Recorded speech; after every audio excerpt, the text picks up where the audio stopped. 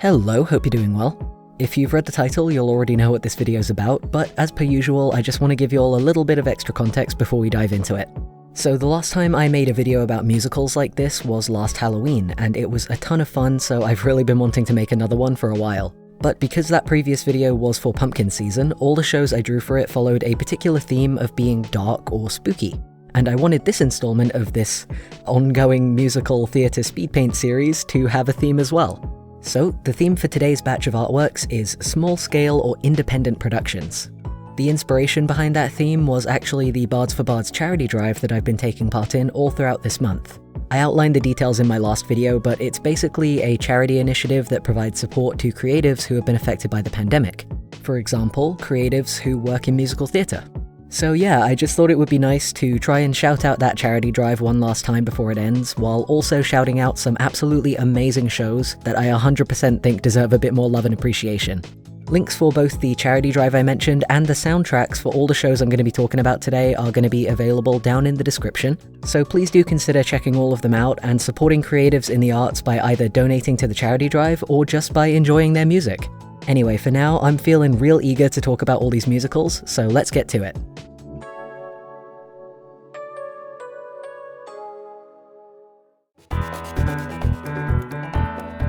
Okay, so first up we have a show that I must admit, upon first impression, only fits into today's indie theme in a very roundabout kind of way, but you know what, I'm making the rules here and this show sparks so much joy for me, so yeah, I'm gonna say it fits.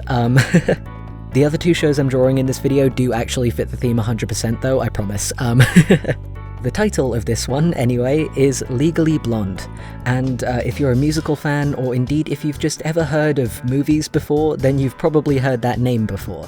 It's been a pretty well-known, long-running show on Broadway since about 2007, which, again, sounds completely out of sync with the whole theme of this video, I know, but I do have a reason that it's here, just hear me out. You see, even though in terms of its origins as a show, Legally Blonde is rather large-scale, I really wanted to include it here in this lineup of independent shows because it's actually the last musical that I personally got to see live in a theatre. And that particular performance that I saw was actually one put together by the university theatre group of one of my best mates, right down the road from my hometown. So we're talking like a local production put together on a university budget, much smaller cast as well, I think, than any Broadway or West End production would usually have. So there were a lot of people swapping which character they were playing scene to scene to fill in for extra roles. And, you know, I might be biased because that show was the first time I got to see my friend properly performing on stage, or maybe because I got to watch it alongside another one of my friends who just makes everything we watch together even more fun. But that specific independent production of Legally Blonde stands out to me to this day as just one of the best, most fun musical productions I have ever been lucky enough to see in person. Real quick before I carry on, by the way, if you've somehow never heard of Legally Blonde before, the story revolves around this girl called Elle Woods who decides to go to Harvard and become a lawyer in order to win back her ex-boyfriend's affections after he dumps her. It's a really fluffy, fun story about her learning that she can be more than what people think of her based on her very girly appearance. And if you've never listened to the Legally Blonde musical soundtrack before, for one thing you should, it's really good, but for another thing, you should know that it is really big, really bubbly, and really high energy. There's even one song that's performed entirely while skipping with a jump rope, and I can't even begin to fathom how you're supposed to keep breathing while singing all of the big notes in it, it's just crazy. The reason I mention how high energy the songs are is because the cast of this independent production that I saw went above and beyond the call of duty to bring that energy to the stage. The choreography was super lively, all of the singers were super talented, and the way they had the stage set up, you could even see the whole band up in the top corners blasting away with electric guitar and brass and just generally rocking out. Some of my personal favourite bits from it were the person playing the main villain, because he really managed to sell this role of being a scumbag lawyer. I'm pretty sure he had everybody in the audience absolutely hating his character by the end of pretty much his first scene, which, yeah, that's exactly what you want when you're playing the bad guy. There's also a side character in the show who runs a salon, Paulette I think her name is, and I still remember the actor who played her in this indie production absolutely stole the show. All of her line delivery was super funny, but she was also just a really talented singer.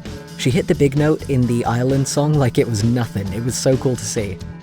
And thanks to that show, I now also have the wonderful memory of my good friend channeling their inner Italian and playing the jilted lover in the Gay or European song, which is just pure serotonin for me, honestly. And by the way, if you're watching this, mate, you know exactly who you are, and this is your official, inescapable public notice that you are a superstar and you should never forget it. 10 out of 10, what a good egg. Anyway, me embarrassing my friends aside, for this drawing I wanted to try and embody all of that big bubbly energy and all of the good vibes that show had me feeling when I watched it, so I decided to draw Miss Elwoods herself jumping around with confetti and law books flying all over the place and just generally looking super lively and fun. Now, the character design here wasn't really based on any specific actor who's played Elle, it's pretty much just a broad representation of the character based on various screenshots from various performances, but hopefully the blonde hair and bright pink outfit is enough to clue anybody in as to who exactly this is. As per usual with these musical artworks, I also try to include a lyric from the show itself into the drawing. And for this one, I used a snippet from one of my favourite songs from the show, which is appropriately titled Legally Blonde. Although specifically this is from the remix, reprise kind of version at the end, because it's just a lot more upbeat.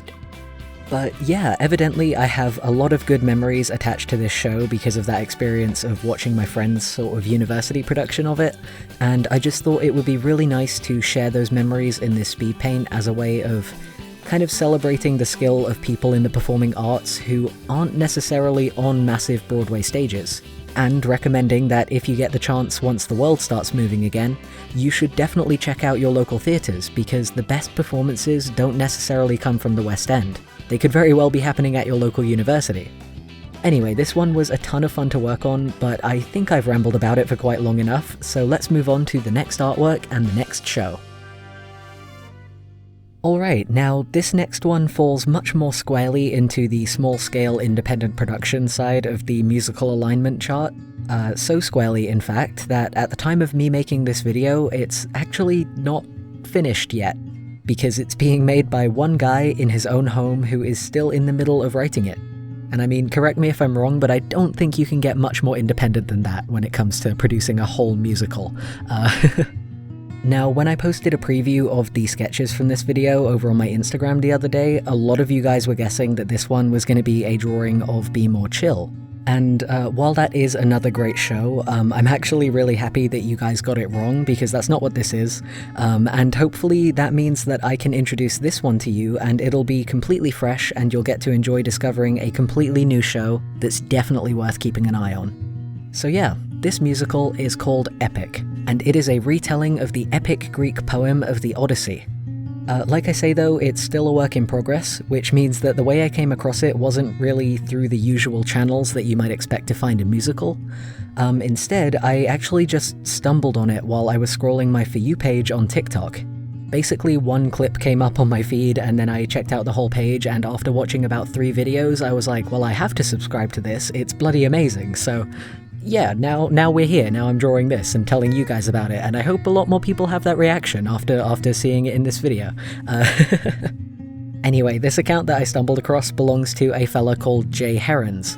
I hope I'm saying that surname correctly, by the way. I don't know if I've heard it out loud before, but either way, he is the mind behind this musical, and I'm going to put a link to his page down in the description so that you can check out all the work he's doing on Epic for yourself. Like I say, the story of Epic is a retelling of the Odyssey, and what Jay's been doing over on his TikTok is uploading snippets of the songs that he's been writing for the show as he makes his way through them. To the best of my knowledge, he's trying to make it into the kind of show where there's no speaking, it's entirely sung. Kind of like Hadestown, I think. I still need to watch Hadestown, so I don't know if that's accurate, but I think it is. But yeah, basically what that means is that there are a ton of songs being put together for this show.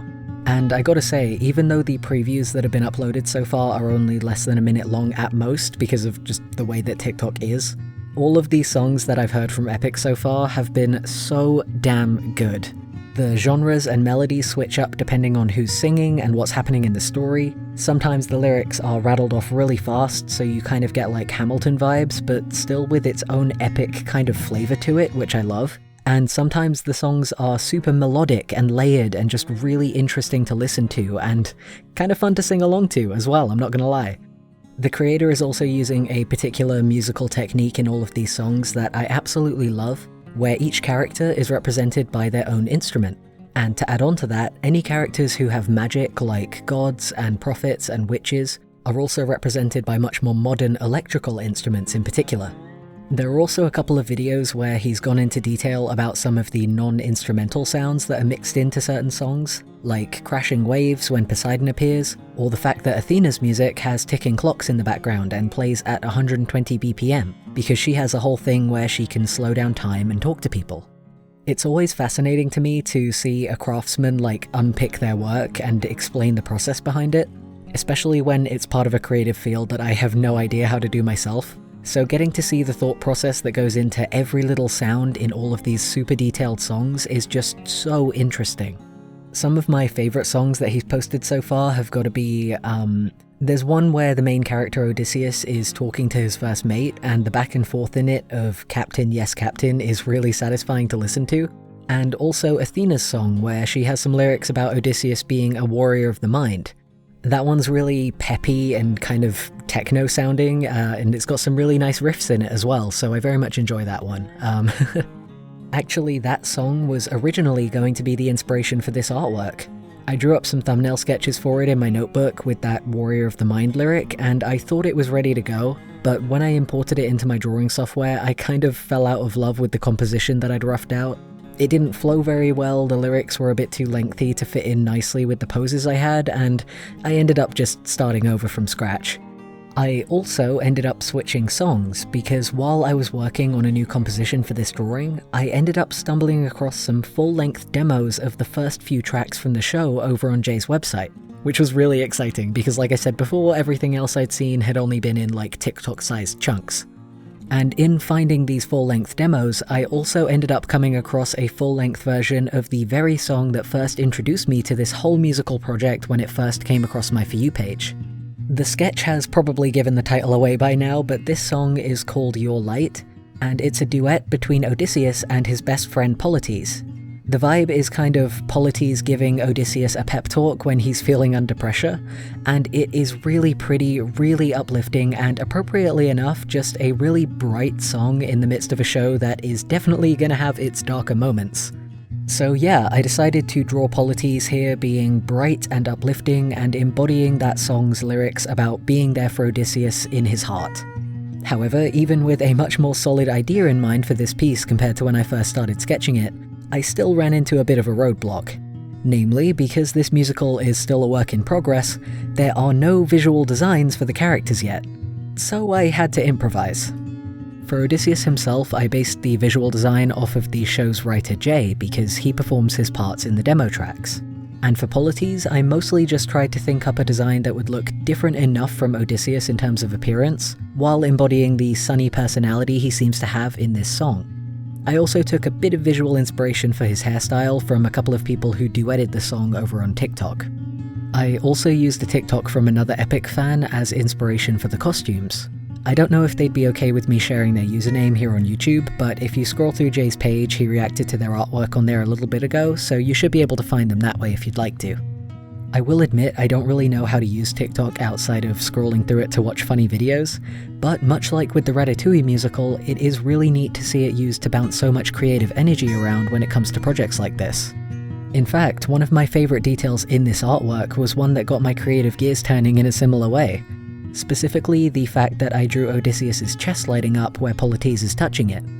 At first, I just thought that might be a cute little illustrative detail to add into this artwork, but then I figured, hey, if we're thinking about this in terms of actual theatre staging and costuming, wouldn't it be so cool if there was some kind of way to make Odysseus' chest actually light up like this during this song? And maybe it could even be a recurring thing in key moments of the show where his heart could get dimmer or change colour as Odysseus kind of loses his way. Very much a train of thought that ran away with me, but those are often the most fun kind. Anyway, I hope you've enjoyed hearing me ramble about this particular show. I had a lot more to say about it than I thought I would, and I certainly hope that you'll consider checking it out because, like I said, it's definitely one that I think is worth keeping an eye out for. For now anyway, I think it's time we moved on to the final artwork of the day. Alrighty, so this last one is honestly a show that I can't believe I haven't drawn anything for already here on the channel, because it has been an absolute all-time favorite of mine ever since I first found out about it several years ago. This musical is called Starry, and it's a story about the lives of Vincent van Gogh and his brother and how together they changed the history of painting. It's also got one of the most beautiful soundtracks of any show I've ever listened to. Plus, as a fun little bonus for any of you guys who, much like me, are big fans of the musical group Starkid, you might be interested to hear that the cast album for Starry also features a bunch of the cast members from Starkid.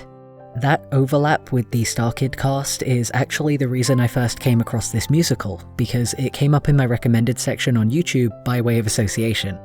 But back then, there were only a few tracks available to listen to on the Starry channel, and they were only in the forms of, like, live footage performances that were done in some kind of theatre bar? I don't know, you can hear, like, plates in the background, so I assume it's the kind of theatre where it's like dinner and a show, anyway. But yeah, I remember watching one of those live recordings and absolutely falling in love with it. I would not be exaggerating if I said that I must have listened to one song in particular non-stop on loop for the better part of an entire month. I have like really vivid memories of sitting in my local park and just, yeah, listening to that same song for what must have been the 20th time that day and still just being completely enchanted by it. To be fair, it was one of my favourite Starkid members, Dylan Saunders, who was playing the lead role, so like, who could blame me? You know, his voice is beautiful. Anyway, about a year ago, the Starry team actually released an official, polished, amazing cast album with the whole soundtrack professionally recorded. A bunch of new songs I hadn't heard before, and that one song that I loved so much without the sound of clinking cutlery in the background, and I just about cried. Honestly, it was an emotional time. So yeah, I just figured this would be the perfect opportunity to pay a little bit of homage to this show that I love so much, and that I just really, really wish more people knew about. Now, like I said earlier, I like to incorporate the lyrics from these shows into my artworks whenever I draw them like this, which is part of the reason why I left this one for last, because it meant I got to treat myself to listening through the whole album and refamiliarizing myself with some of my favorite tracks. And let me tell you, when you listen to the whole album all the way through, you end up noticing so many interweaving moments in the lyrics and the melodies that all call back to each other and connect these different songs, and it makes it into such a beautiful experience.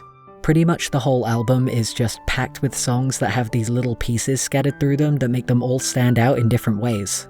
Some of my favorites though have got to be The Road, because it has really interesting lyrics and like layers of vocals. And New Horizon is also pretty good because it's a duet between Vincent and his brother also has a blindingly good singing voice. I'd never heard him before listening to the Starry album, but it's a good time. He is very talented. But there are also some really fun moments with the rest of the cast as well, like Jeff Blim, who plays the painter Paul Gauguin in the show and has some really fun songs of his own. There's also this one very specific moment in the final song called Wheatfields that sounds like a reference to Don't Fear the Reaper by Blue Oyster Cult, and I love that song, so it's really the kind of sound that scratches my brain just the right way. It's so good. Also, hey, fun fact about me, stories about artists or creatives or just any story about people trying to achieve their dreams and make things in general get me really emotional. So when that finale song started playing while I was working on this drawing, I will admit it affected me. I got teary-eyed. But, you know how it is with musicals, that's pretty much just how you know you're having a good time. Anyway, although the whole album played its part in inspiring this piece, in the end, unsurprisingly, this artwork took its main inspiration from that first-time favourite of mine, the title track that I must have listened to over 100 times by now, called The Starry Night, which is basically a song that Vincent sings about finding beauty in darkness and wanting to create things that will leave a memory of you in the world long after you're gone. For some reason, the lyric about brushstrokes becoming interwoven in particular as the music swells up really inspires me every time I hear it. And thanks to that inspiration, I was able to come up with a composition for this drawing that I'm actually really happy with. I started out by looking up photos of actual performances of Starry to see if they had any official costume designs, and it turns out that one particular actor who played Vincent did so while wearing this very nice yellow shirt and blue dungarees combo, which in itself is such a nice nod to the colour palette in the actual Starry Night painting. I thought that was such a clever choice from the wardrobe director. Especially because a lot of the songs in the show mention that Vincent is the only person around who's not afraid of using vivid colour in his paintings, so it's neat to see that reflected in this colourful stage outfit too. Some of the photos I found from that performance also showed Vincent looking at empty picture frames, which I thought could be a cool design detail as well. And of course I had to include some kind of pattern to mimic the ones in the actual Starry Night painting. Mixing all of those elements together, what I ended up with was this arrangement with Vincent standing in the middle of an empty picture frame, with his own paint and colour spilling up and out of it while he looks up at it all unfolding. I made a couple of choices while I was in the process of colouring this one as well that I ended up absolutely loving, like drawing the shine of his eyes in little star shapes and draining all the colour out of the parts of Vincent's body that are below the picture frame, as another way of kind of reflecting that idea of him being the only character who sees and brings colour into the world. I also really enjoyed filling in all of those paint swirl patterns. I had a really busy weekend, so playing around with the different brushes and textures and just kind of vibing with it ended up being a surprisingly therapeutic way to just unwind. Overall, I think this one might actually be my favourite out of this whole batch, if only because I got really immersed in the album while I was drawing it and started getting a bit sappy, but regardless of how much of an emotional wreck I was by the time I finished this one, I had a really fun time. Like I said before, I just can't believe I haven't drawn something for this show before now, honestly, but hopefully you can take this as a wholehearted, if perhaps a little bit belated recommendation to check out this musical for yourself.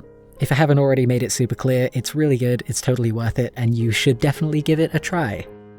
Anyway, that's probably quite enough of this for the moment, so let's go ahead and take a look at all of the finished artworks from today.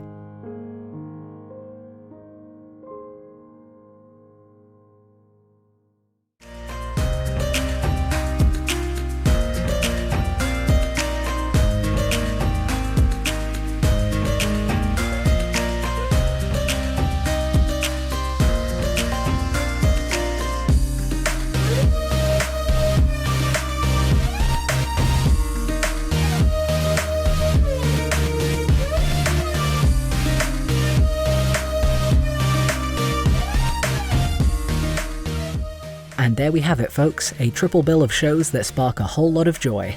Links to the soundtracks of today's musicals can all be found down in the description, along with a link to the charity drive that inspired this episode all about indie theatre.